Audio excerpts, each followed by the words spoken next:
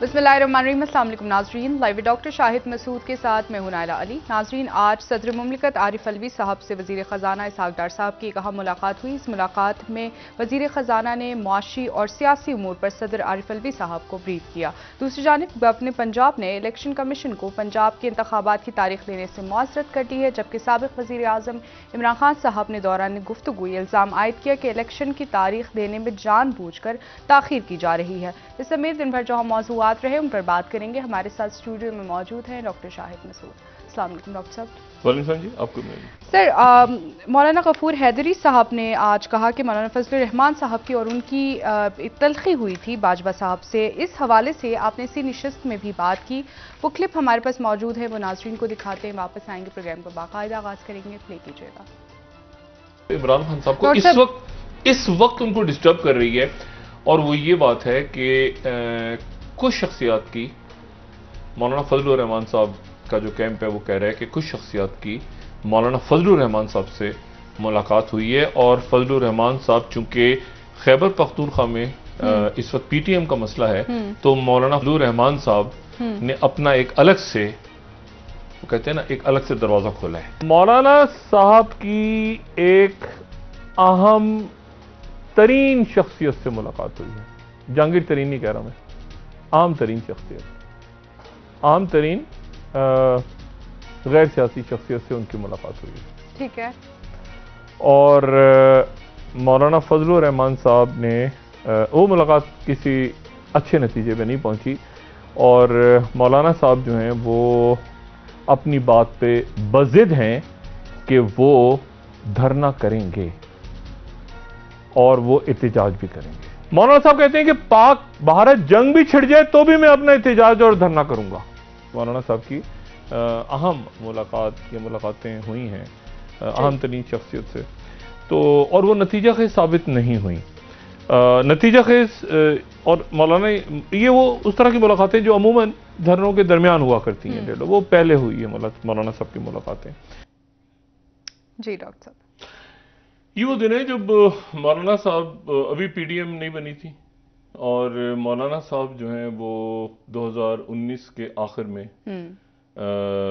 अहद कबल कोविड जी जो है वो, यह ज़माना है कबल कोविड, वो अपना धरना पूरे पाकिस्तान से लेकर इस्लामाबाद की तरफ आ रहे थे। तो उससे पहले ये जो गफूर हैदरी साहब की स्टेटमेंट चल रही है, सोच हम भी कोशिश करेंगे कि उसको दिखा दें, लेकिन बहरहाल वो है हर जगह पे मौजूद है। उसमें वो कह रहे हैं कि बाजवा साहब से उनकी तलखी हुई थी। तो ये उस वक्त की, असल में बाजवा साहब की मुलाकात उस वक्त हुई थी गफूर हैदरी साहब और मौलाना साहब, और शायद कोई और भी शख्सियात हों, अकरम दुरानी साहब कहा जा रहा है, और इधर से भी मौलाना साहब, गफूर हैदरी साहब, और उधर से मेरे ख्याल से बाजवा साहब के साथ जनरल फैज़ उस वक्त थे, और या कोई और शख्सियत होगी बाजवा साहब के साथ। तो बड़ी तल्ख की हो गई थी बीच में। और ये तो बात अभी गफूर हैदरी साहब ने ज़ाहिर पब्लिकली कर रहे हैं, तो हम भी कर रहे हैं। उस वक्त तो हमने अहम तरीन करके जान छुड़ाई थी, बात कर नहीं सकते थे, लेकिन उस मुलाकात में बड़ी तल्खी, और ये जुमला था बाकायदा इनका कि उन्होंने कहा कि जी हालात ठीक नहीं है और आप इस धरने को ना लेकर आए इस्लामाबाद। तो मौलाना फजलुर रहमान साहब ने कहा कि नहीं, चाहे जो है कुछ भी हो जाए, हर सूरत में जंग भी छिड़ जाए तो हम आएंगे। तो यहाँ तक तलखी हो गई थी, और फिर मतलब बहुत ख़राब नोट पे वो ख़त्म हुआ था मौलाना फजलुर रहमान साहब की मुलाकात जनरल बाजवा से। और फिर वो यहाँ आए थे, और ये फिर वो वाला धरना है जिस दौरान जो है वो फिर नवाज शरीफ साहब बाहर चले गए थे। तो ये उस धरने के दौरान का या उससे पहले की मुलाकात का किस्सा और है, और बड़ी तलखी हुई थी। मेरा नहीं ख्याल कि मौलाना फजलुर रहमान से ज़्यादा, उस मुलाकात से ज़्यादा किसी की इस तरह से तलखी हुई हो बाजवा साहब के साथ। अच्छा, बहरहाल अब आ जाए ज़रा मौजूदा सूरत हाल पे। ये देखें, अब फिर अटक गया वो ऑर्डिनेंस मिनी बजट। आज के सिर्फ अखबार देखें ना सुबह के, तो उससे अंदाज़ा होगा कि मिनी बजट है क्या। अगर हम पता नहीं, स्लाइड्स अगर हमारे पास तैयार हैं तो आज के अखबारात को हम ज़रा दिखाएं कि उसमें तकरीबन तमाम अखबारात ने इस मिनी बजट को, मिसाल के तौर पे दुनिया अखबार जो है वो कह रहा है कि ये दुनिया अखबार का फ्रंट पेज है, 124% तक महंगी, ठीक है, IMF के मुज़ाकरात में। अच्छा, फिर एक्सप्रेस कह रहा है अमल दरामद शुरू 16 से 124% तक महंगी, 60 अरब जमा होंगे, बिजली गैस 170 अरब के टैक्स अगले साल तक रहेंगे या मुस्तकिल रहेंगे हम नहीं जानते। अच्छा जी, उसके बाद फिर बाकी जंग अखबार देखें, ये जंग का फ्रंट पेज है। IMF मुतालबे पे गैस महंगी, टैरिफ में 17 से 112% तक इजाफा, टैरिफ गैस टैरिफ हाइट। अच्छा, बिजली भी है, गैस भी है, पेट्रोलियम, हर चीज़ के ऊपर GST बढ़ने जा रहा है।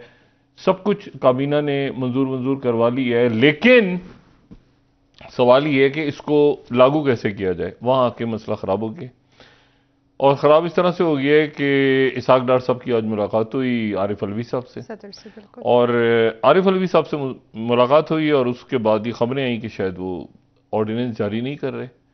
तो मैंने फिर अभी ईवान सदर से पूछा, मैंने कहा जी आप ये क्या मसला हुआ है, उनके जो वहाँ पे अमले के लोग हैं सदर आरिफ अलवी साहब के।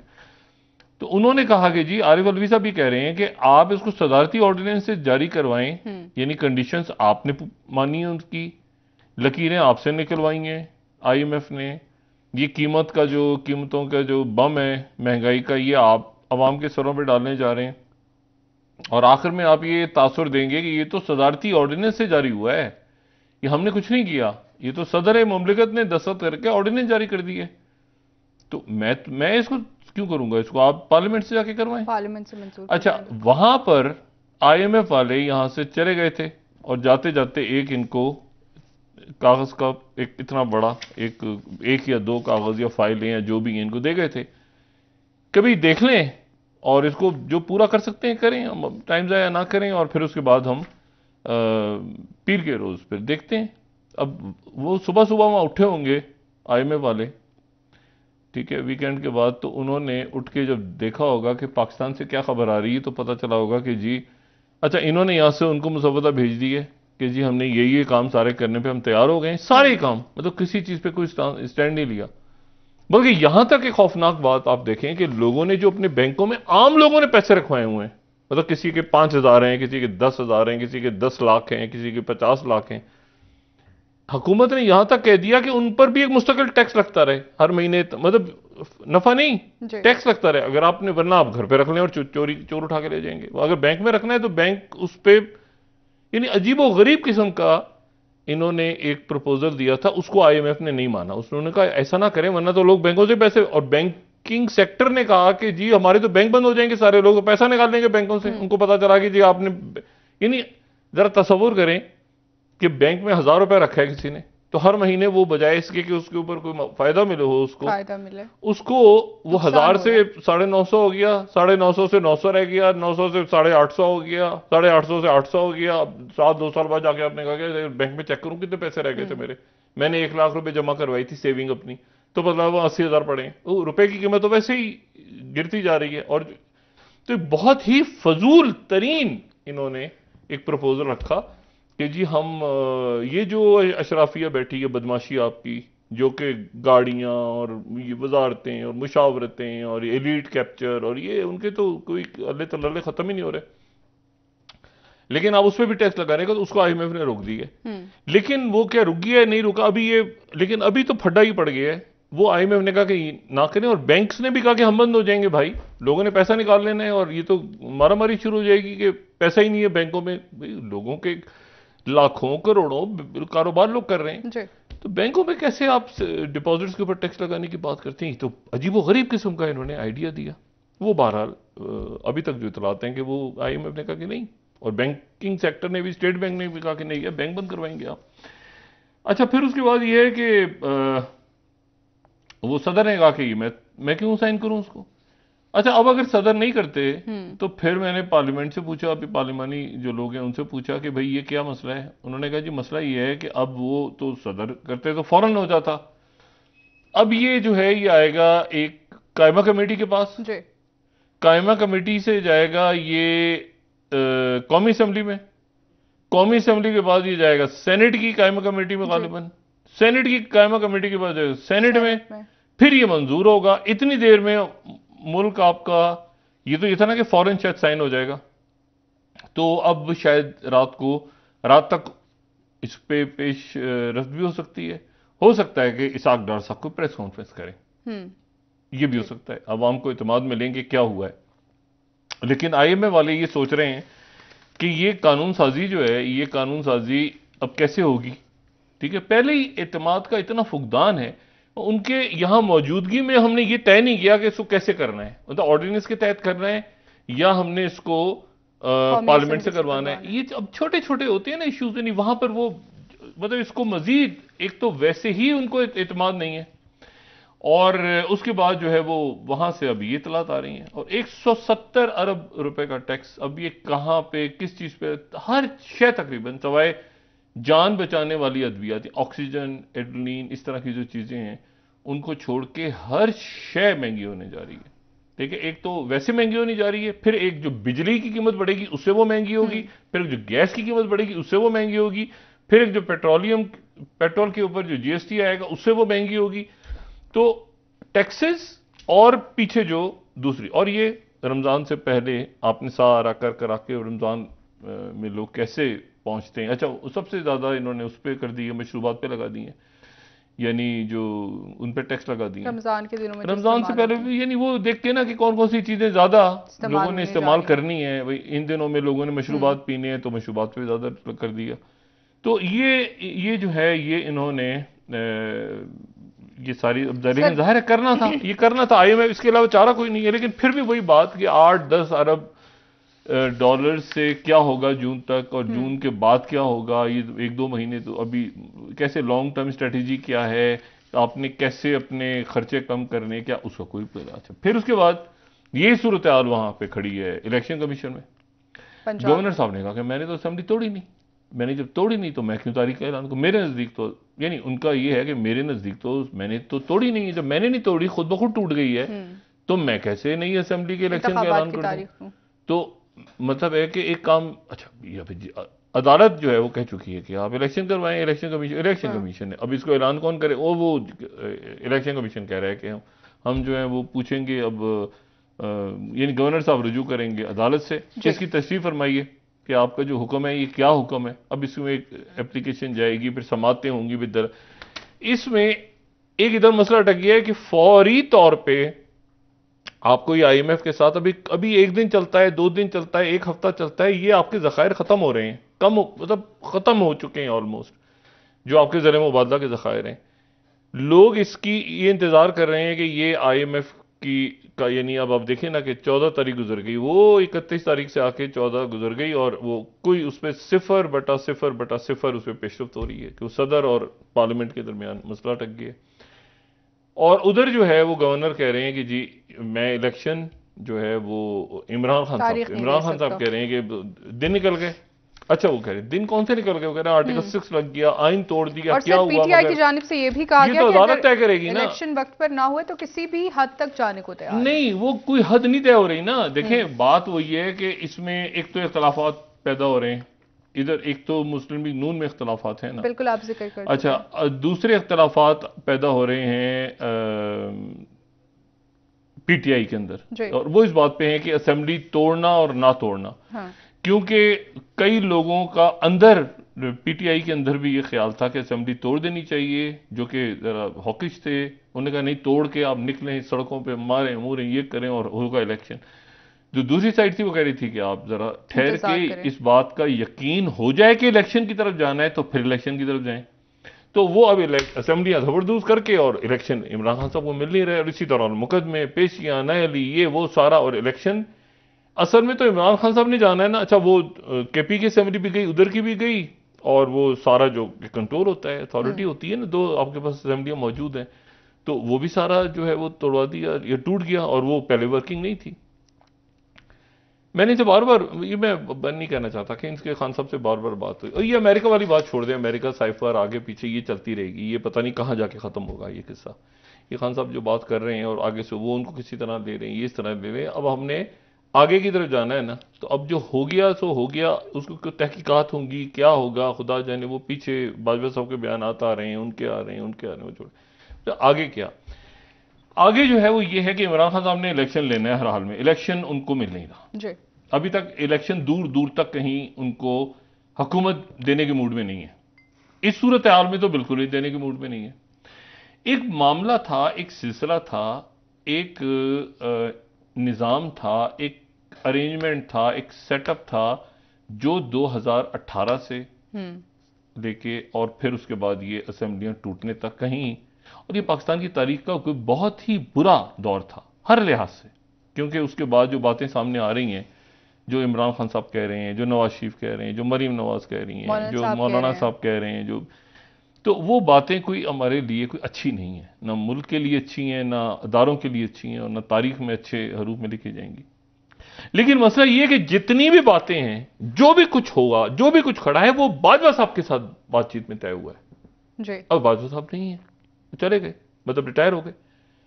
जो भी कुछ है, मतलब अरेंजमेंट, अगर इमरान खान साहब कह रहे हैं साजिश, अगर वो कह रहे हैं आईनी तरीके से हुआ, अगर वो कह रहे हैं ऐसे हुआ, जो भी कुछ हुआ वो बाजवा साहब के दौर में हुआ। वो 2018 आगे पीछे दाएं बाएं क्या था, वो जो भी कुछ हुआ, इशू ये है कि वो ओल्ड पाकिस्तान ऑर्डर जो है ना, वो अब बाजवा साहब की रवानगी के साथ, आप यकीन करें, लोगों ने प्लानिंग बाजवा साहब को देखी की हुई थी, बाजवा साहब को देखी की हुई थी, उसके बाद जनरल फैज को देखी की हुई थी, प्लानिंग, पूरी प्लानिंग, इन्वेस्टमेंट कैसे इस तरह होगा।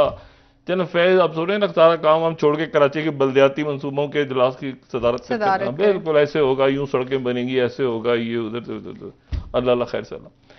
तो सारा का सारा जो था ना, वो नवाज शरीफ साहब ने उसको एक जो है ना ये ना वो आ रहे हैं। अच्छा, ये पूरा अरेंजमेंट जब आया था तो ये तो तय करके आया था ना, बाजवा साहब से तय किया था ना कि सर आपको देंगे एक्सटेंशन।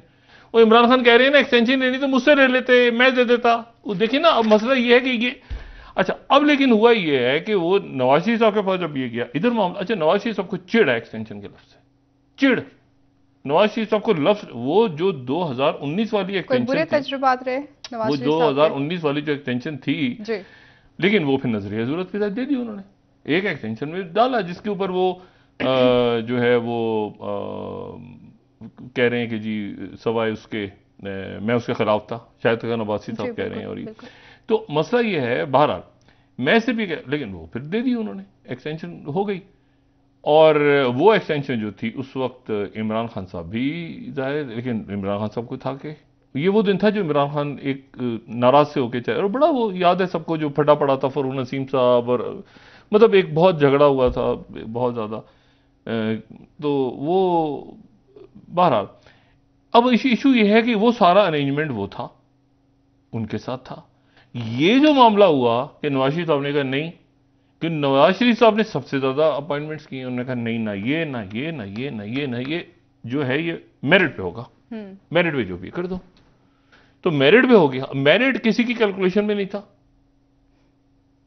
ठीक है, मेरिट किसी की कैलकुलेशन में नहीं था। उसके बाद वो जो है वो क्या होना था, फिर कोविड हो गया उनको, कोविड के अंदर से कहीं से वो फिर जैसे तैसे मामला तय हुआ। लेकिन मसला ये है कि इसमें फिर जो, लेकिन जो देखे ना चीजें, वो वेरिएबल्स होते हैं ना बड़े सारे, वो चीजें इधर से उधर से, अब वो मरीम नवाज साहबा की आने के बाद वो इसहाक डार साहब की कैलकुलेशन ही नहीं थी। उन्होंने कहा क्योंकि इसहाक डार साहब का भी जो डॉलर गिरा था, जो सरनुगु हो गया था डॉलर, वो भी बाजवा साहब के साथ था ना, वो भी जमाने यानी कबले मौजूद, ये मौजूदा इस्टेब्लिशमेंट से पहले का जो दौर था, उस दौर के अंदर वो डॉलर गिरा था ना नीचे। तो अब वो जैसे ही वो दौर खत्म हुआ तो डॉलर अपनी जगह पे आना शुरू हो गया। डार साहब का वो जो सारा, उन्होंने कहा ये क्या हो गया भाई। तो अब मसला ये है कि वो अब डार साहब फंसे हुए बीच में, क्योंकि वो डिसएंगेजमेंट हो गई टोटल। अच्छा, उधर से वो उन्होंने कहा कि नवाज शरीफ साहब आ रहे हैं वापस। अब नवाज शरीफ साहब के आने का भी, अब जरा सोचें कब सफारती पासपोर्ट मिला था जी। तो वो जो है वो नवाज शरीफ साहब तो डॉक्टर साहब, मरीम नवाज साहिबा कहती रही हैं कि लेवल प्लेइंग फील्ड चाहिए। नहीं, लेवल प्लेइंग कैसे, कहां तो पर, वो शायद नहीं मिल रहा अभी तक। नहीं लेवल प्लेइंग तो कोई फील्ड ही नहीं है, कोई भी नहीं, कोई प्लेयर है ही नहीं इस फील्ड में। ये मैं आपसे कह रहा हूं ना कि ये तितर बितर हो रहा है सारा, ये पूरा रीअरेंज इसको करना पड़ेगा, क्योंकि ये बाजवा साहब को जहन में रख के पूरा ये सेटअप बना था।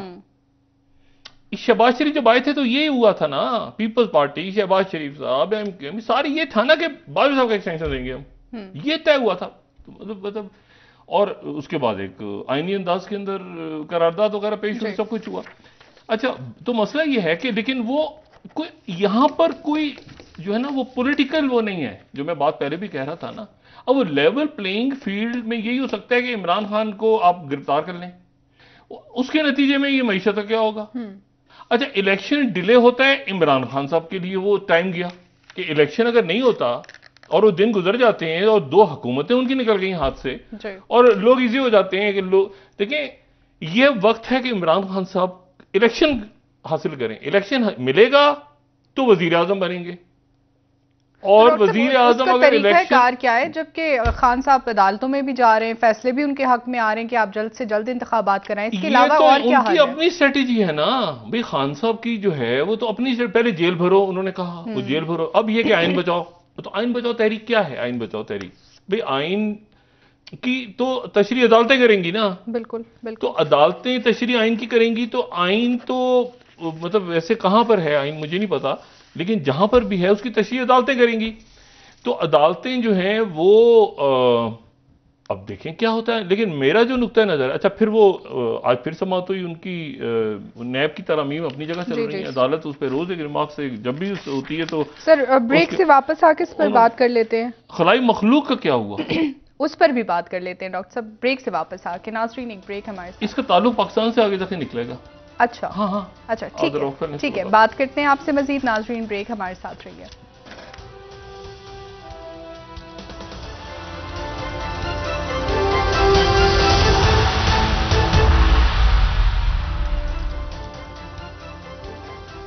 वेलकम बैक नाजरीन। जी डॉक्टर साहब बात कर रहे थे मुल्की सियासत पर, उसके बाद आपने बात की खलाई मखलूक पर। अच्छा, मैं सिर्फ एक बात, कल मैंने एक आध दिन पहले बात की थी कि एक अनहोली अलायंस था। अनहोली अलायंस से मुराद ये कि जिसका कोई तुक, लेकिन वो बहरहाल तय पा गया था, जिसके नतीजे में सिंध हुकूमत, पीपल्स पार्टी के पास और एक इमरान खान साहब के साथ एक। अच्छा, ये इस्टेब्लिशमेंट की तरफ से था या इसको दायरा कबूल किया था दोनों तरफ से, जरदारी साहब को कोई इतराज नहीं था।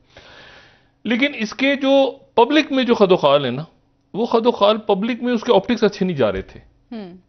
पब्लिक में उसके ऑप्टिक्स अच्छे नहीं जा रहे थे। तो इलेक्शन से कुछ दिन पहले शायद लोगों को याद हो, और अगर नहीं याद तो मैं याद करवाता हूं, लाहौर में एक जलसा हुआ था जी बिल्कुल। और लाहौर में जो जलसा हुआ था उस जलसे में ताहिरुल कादरी साहब मौजूद थे, और ताहिरुल कादरी साहब मौजूद थे, और उस जलसे में ताहिरुल कादरी साहब के जरदारी साहब आए थे। बिल्कुल आए थे। अच्छा, जरदारी साहब आए थे। अब कादरी साहब की वही ड्रेसिंग है, जाहिर है कि वो ये उसी जलसा है, और अब लोगों के जहन में आ जाएगा। तो इमरान खान साहब उस वक्त पहुंचे थे जब जरदारी साहब निकल गए थे।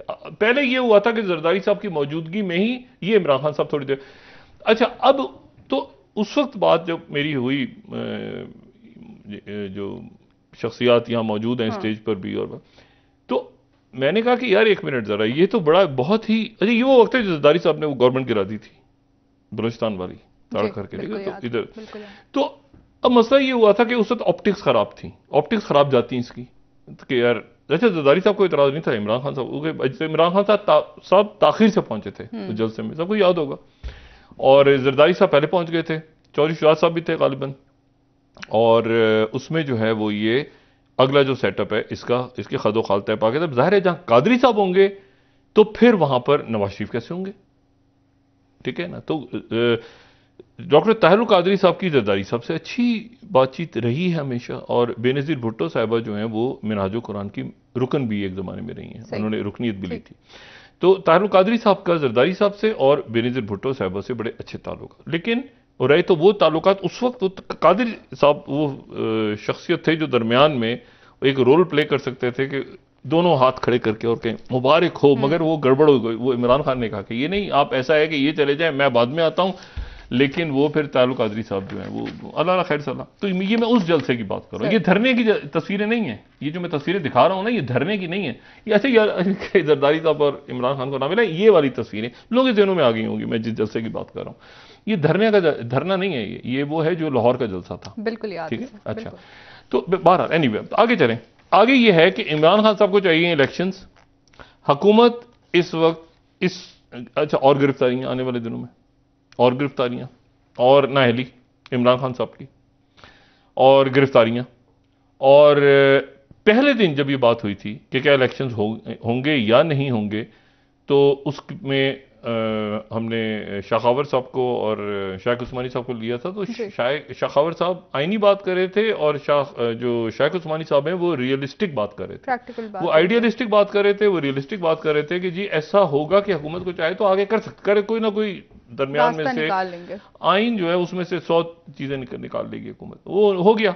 अब यहां पर इशू ये है कि अगर इमरान खान साहब को, तो इमरान खान साहब ने पहले डिसीजन मतलब डिस्कशन चल रहे हैं ना आपस में, नवाज शरीफ का आना साहब की वापसी उसमें ताखीर हो गई। अब वो फिलहाल मरीम नवाज साहिबा को अपनी पार्टी के अंदर बहुत से लोगों को, देखें ये जब एक सिस्टम को तितर बितर हो रहा होता है ना, तो एक कमांड उसमें आपको कमज़ोर वीक किसी भी जगह पे कमज़ोर होती है, आपको नज़र आती है कि वो कोई बात नहीं सुन रहा, ये नहीं हो रहा, कोई नाराज़गी बना के इधर साइड पे हो गया, कुछ उदगुदर, तो वो इस वक्त आपको इस सिस्टम के अंदर नज़र आ रहे हैं।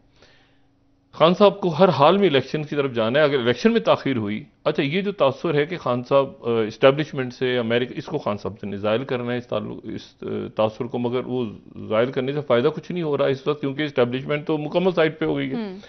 और मैंने कहा था ना कि उसका नुकसान, उनके न्यूट्रल होने का नुकसान इमरान खान से ज़्यादा इस हुकूमत को होगा। ये मेरा हमेशा से नुकता नज़र है। इमरान खान, हमेशा मैंने कई दफ़े इस जुमले को दोहराया, मैं दोबारा इसको दोहरा रहा हूँ कि वो दोनों तरफ एक्चुअली वो एक गड़बड़ है कि वो कह रहे हैं आप संभालें, आप देखें इस मामले को हम अलग है। अब इमरान खान साहब जो हैं उनको इलेक्शन चाहिए और वो उनके पास 100 ही नहीं रस्ते हैं कि वो पिटीशन जाए। अच्छा उन्होंने आगे से अनोखी लॉक लगा दिया ये मालियाती बिल के ऊपर, ये बिल है, ये ऑर्डिनेंस जो भी होना है, जिस नतीजे मुल्क को नुकसान हो रहा है। ये जो अमेरिका ने जो उनकी तरफ से जो कल बात हुई कि एलियंस हो सकते हैं नहीं हो सकते, उसके बाद इतना बड़ा दुनिया में गुफअप हुआ है, इस कदर बड़ा हंगामा हुआ है कि पेंटागन की तरफ से ये बात हुई जो कल हमने दिखाई स्लाइड्स कि जी वो एक एलियंस हैं। और उसके बाद क्या हुआ कि आप ये देखें कि ये जो है ये एक तो राइटर्स ने पहले कहा कि उसमें से जो बैलून गिरा था 4 तारीख को पहले, उसमें से हमने की सेंसर्स निकालनी है। तो वो जो हमारी चौथी स्लाइड, राइटर्स को कोट करते हैं क्योंकि सेंसिटिव चीज़ें और बड़ी मज़ा का खेज भी हैं। अच्छा उसके बाद वो राइटर्स कह रहे हैं कि जी वो की सेंसर्स मिल गए, वो जो एक स्पाई बैलून था उसमें से मिल गए, लेकिन व्हाइट हाउस की शामत आ गई। व्हाइट हाउस में वो प्रेस के लिए सामने आ गए, तो वो उनके लिए दलाइल के, अच्छा तो ये यानी ये वो खलाई मखलूक है, उन्होंने जो कहा खलाई मखलूक तो नहीं है, उन्होंने कहा अच्छा क्या कोई बाहर से कोई उड़न तश्तरी आई है, यूएफओ है, उन्होंने फिर क्या है। अब वहां क्या तमाशा हो रहा है, ब्लूमबर्ग को देखें आप, यूएस हैज नो इंडिकेशन, ये जो 5वीं स्लाइड है, alien activities behind object shot down. उन्होंने कहा ऑब्जेक्ट्स तो हमने गिरे हैं, इसके पीछे खलाई मखलूक है, इसका सबूत नहीं मिल रहा हमें।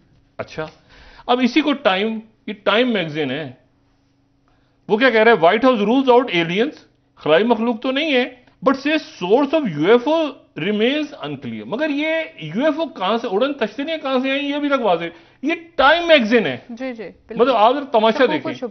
अच्छा उसके बाद जो है वॉइस ऑफ अमेरिका, अच्छा वॉइस ऑफ अमेरिका जी व्हाइट हाउस क्या कह रहा है, don't panic down UFOs are not aliens. ये मैंने इस तरह की कभी, मैं तो नहीं, वॉइस ऑफ अमेरिका है ये कि पैनिक में मत आओ, ये जो है ये जो उड़न तश्तरियां यूएफओज को यही कहते हैं ना हम लोग कहानियों में उर्दू में, यूएफओज गिरेंगे, ये खलाई मखलूक नहीं है, क्या है ठुस।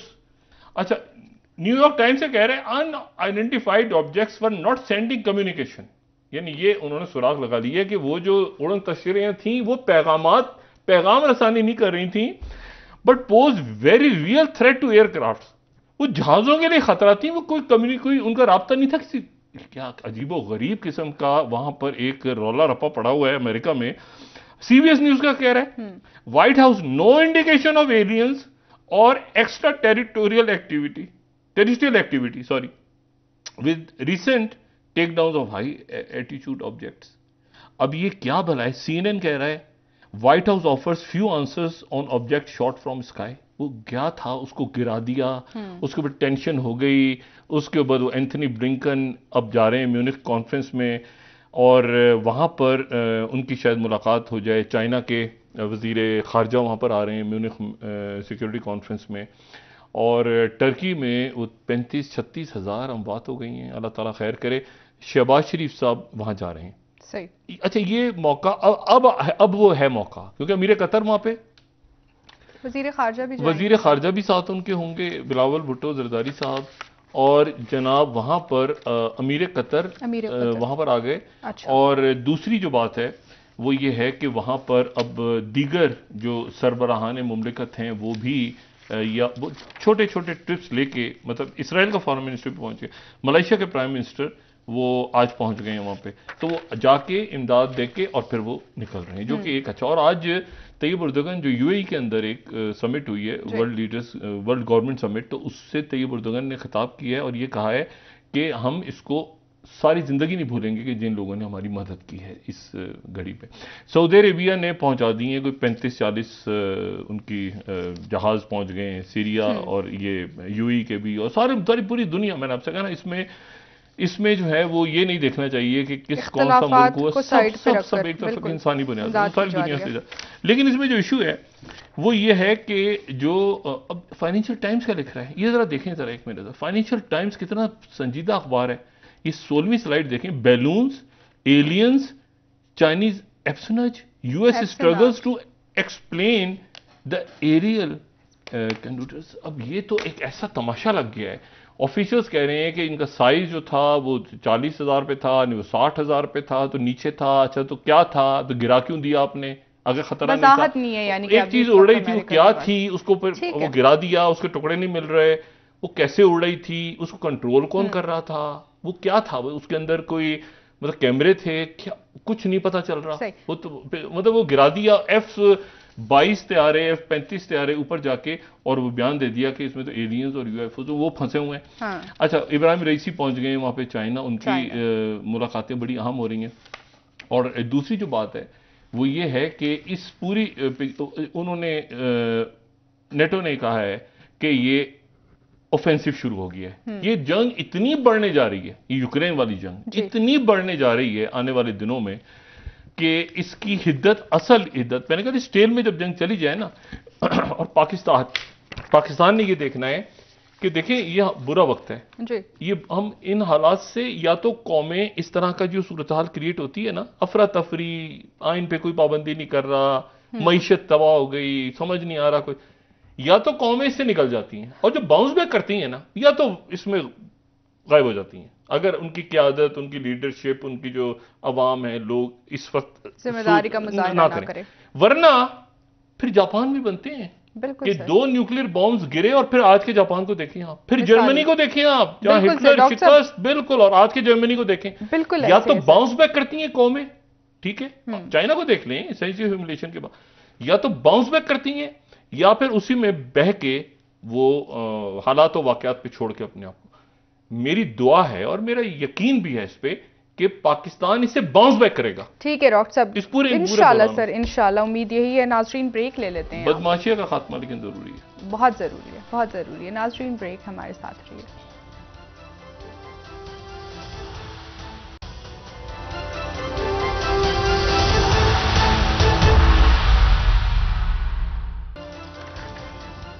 वेलकम बैक नाजरीन। जी डॉक्टर साहब, आज सुप्रीम कोर्ट में नैब तरामीम केस में सुप्रीम कोर्ट की जानिब से जो नए नैब कवानीन बने हैं उनमें जो गलतियां हैं उनकी निशानदेही की गई सुप्रीम कोर्ट ऑफ पाकिस्तान में। देखिए, फवाद चौधरी साहब का भी ट्वीट आया है, वो ये कह रहे हैं कि जमहूरियत का बुनियादी असूल है कि नो टैक्सेशन विदाउट रिप्रेजेंटेशन, यानी असेंबली अगर पूरी नहीं है, मुकम्मल नहीं है, और ये बात ऑब्जर्वेशन भी है सुप्रीम कोर्ट की, तो उससे कैसे मंजूर हो सकता है ये जो ऑर्डिनेंस, और हम सदर को जो है वो खराज तहसीन पेश करते हैं। अच्छा, इसाक डार का मुतालबा था कि अवाम को ऑर्डिनेंस से टैक्स किया जाए, अब हुकूमत के लिए आइन की कोई हैसियत नहीं। अब लेकिन इसमें इशू जो है, इसीलिए इसाक डार साहब अभी 9:25 पर खिताब कर रहे हैं, इशू ये है कि इसके नतीजे में नुकसान होगा, मुल्क का नुकसान होगा, बिल्कुल होगा। उसकी वजह यह है कि IMF वाले जो हैं उन्होंने कहा अच्छा अब ऐसा है कि जरा आप तय करें ना अपने आईनी झगड़े मामलात। वो पहले ही जो है ना कोई वजूहात थी जिसकी वजह से वो यहां से गए हैं ना, उनको या तो जाने से पहले ये सारा उनके सामने कर दिया जाता, उनको जाके अब यहां से भेजना था आज हमने कि ये हो गया। आज के अखबारों में लीड लगी हुई है कि ये नाफिज हो गया, लेकिन अभी नहीं हुआ। देखिए ना, या पता नहीं हो गया है और आईएमएफ पता चला यहां से आपने कर भी दिया है और वो आईएमएफ ने आपको उधर मामला लटक गया।